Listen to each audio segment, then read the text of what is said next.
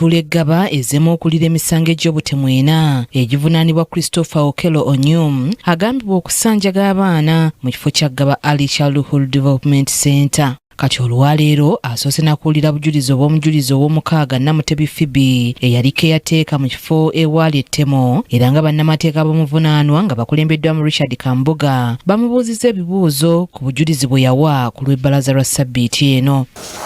You are the only caretaker yandibadde mutuufu okugamba nti yakweko omuntu eyali alabira abaana abo mu ssomero eryo. Okay. Who is another caretaker? Muntu kyoyo omulala eyali alabira abaana abo. Nora Namnyinyi. Oluvannyuma omujulizi ow'omusanvu nga mukwanaganya w'ekifo kino abaana abattibwa we baali bakuumibwa Annette Odong naye awadde obujulizi. Ono asoose kubuulira kooti nga mu kifo kino bwe bakuumiramu abaana ba biti bibiri omuli abo abeesobola mu by'ensimbi n'abayambibwako nga bonna awamu bali 64 kyokka ng'ettemu olunaku lwe lyabeererawo abamu ku bano baali tebaliiwo.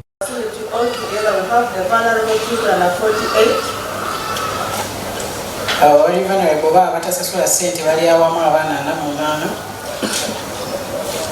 48.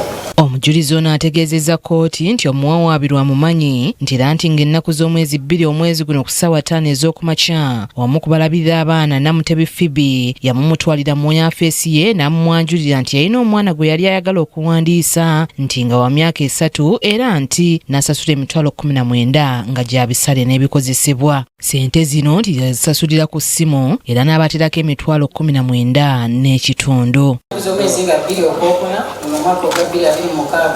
Odong alaze nga Namutebi oluvannyuma bwe yalaba Onyum ng'akutamidde ku mwana omu era nti yasooka kulowooza nti yali amukuba. Alaze nga naye bwe yadduka okuva mu yafeesi nga bw'awoggana era nti Okello yayimirira n'agalula akambe eri Annette Odong ekyamuwaliriza okuddukira mu kkoona.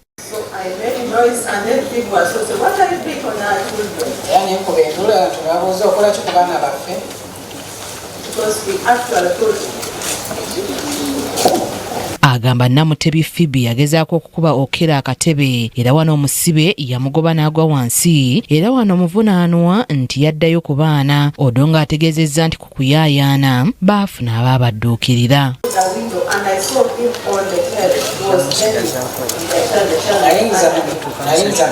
Oludda oluwaabi nga lukulembeddwamu Jonathan Mwaganya lubadde lwagala okuwaayo lisiiti omuvunaanwa kwagambibwa okusasulira ensimbi kyokka bannamateeka ba Okello bagezezzaako okukisimbira ekkuuli nga bagamba nti Annette Odong si ye yawandiika lisiiti eno kyokka nga kooti ekkiriza olw'okuba ng'ono ye yalagira Namutebi okugiwandiika. Wabula printout ya mobile money omuwawaabirwa kwe yasasulira ssente kooti ekkiriziganyiza ne bannamateeka b'omusibe okuweebwayo ng'ekizibiti kubanga kooti temanyiwa kipapula ekyo ekyakuumibwa ebbanga eryo lyonna. Omujulizi ow'omunaana ye Hashim Juma omutuuze w'e Namasuba Ndejje era ng'akola omulimu gwa kupangisa mmotoka ku mikutu emitimbagano. Ono atayagadde kulabikira ku kamera ategeezezza nti amanyi Okello kubanga yamutuukirira ku nnamba ye mu bubaka bwa WhatsApp ku bye bakola nti kubanga yali ayagala kumupangisaako mmotoka nga bino byaliwo ng'ennaku z'omwezi 12 omwezi ogwokusatu omwaka guno. Omujulizi ategeezezza nti bayogerezeganya ne Okello ng'akozesa ennamba ya America era nti yamutegeeza emmotoka nti ayagala kugikozesa kumala nnaku 2 nga lumu naye nga 2 omwezi ogwokuna.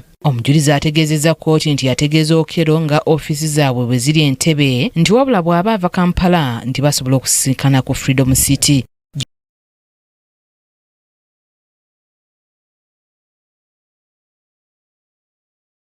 Era n'agimuweereza ng'ali Kyanja era wano yagimuleetera ku ssaawa 2 ez'ekiro. Omujulizi agamba nti yasaba Okello passport ye ne driving permit nti era yabirina nga byansi ya America. Wabula omujulizi abadde akyawa obujulizi omusibe n'ategeeza nga bw'atewulira bulungi ng'asabeeyo obudde okuwummulamu ekintu kooti kyekkiriza. Wabula kino kitabudde abantu abazze okuwulira omusango era ne beecwacwana nga bagamba nti ono balaba ng'atiitiibizibwa ku kyaliwo.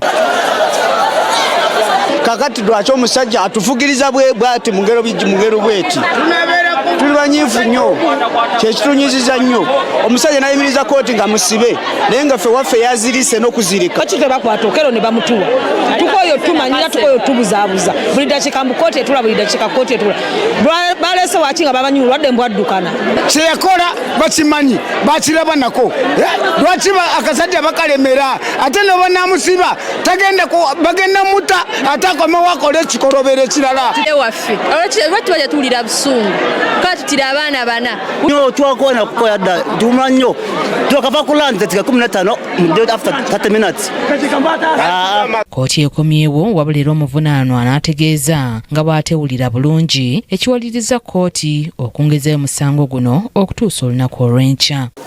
Annette Nakayibaale ne Kyambadde Shadrack Joshua be bakusakidde eggulire lino ku KTV Amalindirire.